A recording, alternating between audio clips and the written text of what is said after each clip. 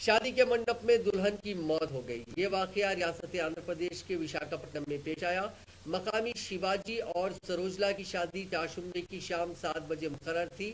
شادی کی تمام تیاریاں مکمل ہو چکی تھیں، منڈپ سج چکا تھا، باراتی جمع ہو چکے تھے، شادی کی رسومات انجام دی جا رہی تھی کہ اچانک دلہن غش کھا کر گر پڑی۔ اسے علاج کے لیے ہاسپٹل لے جایا گیا، جہاں ڈاکٹرز نے اسے مردہ قرار دیا۔